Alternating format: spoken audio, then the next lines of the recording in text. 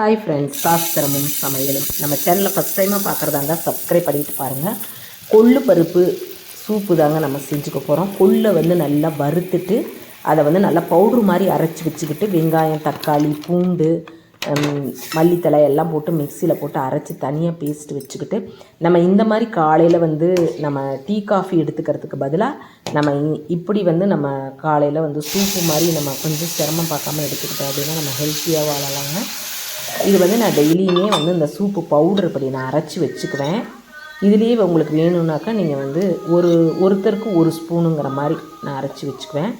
அரைச்சி வச்சிட்டோம்னாக்கா நம்ம காலையில் டீ காஃபி சாப்பிட்றதுக்கு பதிலாக இந்த கொள்ளு சூப்பு செஞ்சுக்கலாங்க. இப்போ 4 பேர்த்துக்கு 4 டம்ளர் அப்படிங்கிற மாதிரி ஒரு சொம்பு தண்ணி ஊற்றிக்கலாங்க. இதில் வந்து எல்லாமே நம்ம போட்டிருக்கிறதுனால சூப்பராக இருக்குங்க. நம்ம வடிகட்டிட்டு பெப்பரை மட்டும் போட்டோம்னா போதும். கலர் நல்லா டேஸ்ட்டாகவும் இருக்கும். சப்போஸ் உங்களுக்கு டைம் இல்லை அப்படின்னா இதுலேயே ஜீரக மிளகெல்லாம் போட்டு நீங்கள் அரைச்சிட்டிங்க அப்படின்னா தண்ணியை மட்டும் கொதிக்க வச்சுட்டு நம்ம வடிகட்டி குடிச்சிக்கலாம். வெயிட் லாஸ் பண்ணுறவங்களாம் கண்டிப்பாக இந்த மாதிரி நீங்கள் ஃபாலோ பண்ணிக்கிங்க. காலையில் நம்ம குடிக்கிறதுனால உடம்புல உள்ள கெட்ட கொழுப்பெல்லாம் நமக்கு கரையுங்க. உடம்புல நம்ம சாப்பிட்ற பொருளில் கெமிக்கல்லேருந்து எல்லாமே வெளியேற்றிருன்னு வச்சுக்கோங்களேன். சிறுநீரக வழியாக நம்ம காலையில் இந்த மாதிரி குடிக்கிறது வந்து அவ்வளோ நல்லதுன்னு வச்சுக்கோங்களேன். இது மாதிரி பண்ணிக்கலாம். அப்புறம் பார்த்திங்கன்னா காலையில் வந்து எங்கள் வீட்டில் பார்த்திங்கன்னா கோதுமை புலாவு தான். தேங்காய் எண்ணெய் ஒரு 2 ஸ்பூன் விட்டு வெங்காயம், தக்காளி, கேரட்டு, பீன்ஸு, இந்த பச்சை பட்டாணி இப்போல்லாம் இந்த டைத்தில் ரொம்ப ஸ்வீட்டாக இருக்கும் இல்லைங்களா, அதை வாங்கி வச்சுருங்க. அதுவும் ஒரு பிடிக்க போட்டுட்டு கேரட்டு, பீன்ஸ், உருளைக்கிழங்கு எல்லாத்தையும் அரைஞ்சி போட்டுட்டு தண்ணி ஒரு கப்புக்கு பார்த்திங்கனாக்கா 3.5 டம்ளரு, 1 கப்பு வந்து தேங்காய் பால் ஊற்றிக்கிட்டேன். நல்லா கொதித்ததுக்கப்புறமா ரவையெல்லாம் அள்ளி போட்டுட்டு அதுக்கப்புறமா தேங்காய் பால் ஊற்றி மூடி வச்சு ரெடி ஆகிடுச்சுங்க. தேங்காய் சட்னி இதுக்கு அரைச்சிருந்தேன். காலையில் எங்கள் வீட்டில் வந்து கோதுமை ரவை புலாவு தாங்க. சூப்பராக இருந்துச்சுங்க. வெஜிடபிள்ஸ் எல்லாம் போட்டு அவ்வளோ ஒரு டேஸ்டியாக பண்ணிடணும்னு வச்சுக்கோங்க.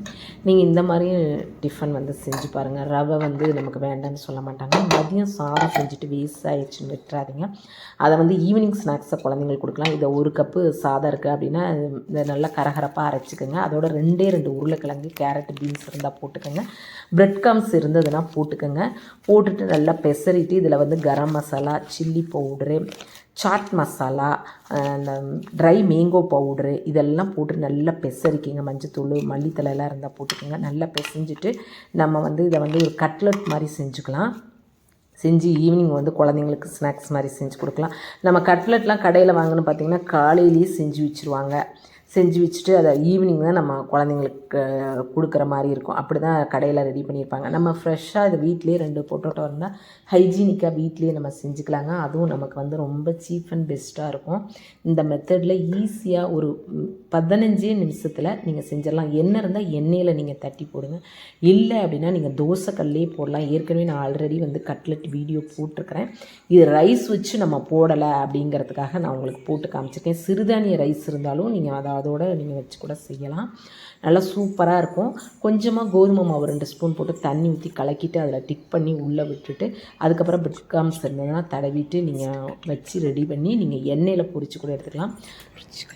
பாப்பா வந்து பர்கர் வேணும் அப்படின்றதா வீட்டில் செஞ்சு கொடுங்க அப்படின்னா கடையில் நம்ம பர்கர் வாங்கினோன்னா கண்டிப்பாக 150க்கு கம்மி இல்லாமல் தாங்க இருக்கும்.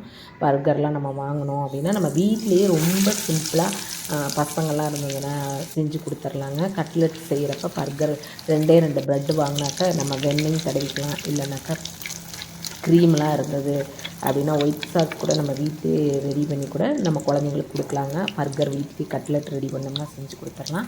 ஈவினிங் ஸ்நாக்ஸ் குழந்தைங்களுக்கு இந்த மாதிரி நல்லா சூப்பர் டேஸ்டியாக நல்லா ஒரு சாஸ் வச்சு கூட தொட்டு சாப்பிட்டுக்கோங்கன்னு வச்சுக்கோங்க.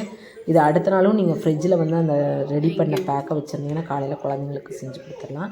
அடுத்து பார்த்திங்கன்னா சிறுதானியத்தில் வந்து நான் வந்து மில்லட்டு வந்து கூட்டி மில்லட்டு சாமரிசி அதுலேயே பருப்பு வகை எல்லாமே கடலைப்பருப்பு, உளுந்தம்பருப்பு, தட்டைப்பருப்பு எல்லாம் 2 ஸ்பூன் ஊற வச்சு வரமிளகா போட்டு இதுக்கு பார்த்திங்கன்னா வெங்காயம், தக்காளி சட்னி, தேங்காய் சட்னி ஒன்று அரைச்சிக்கிட்டேங்க நைட்டுக்கு.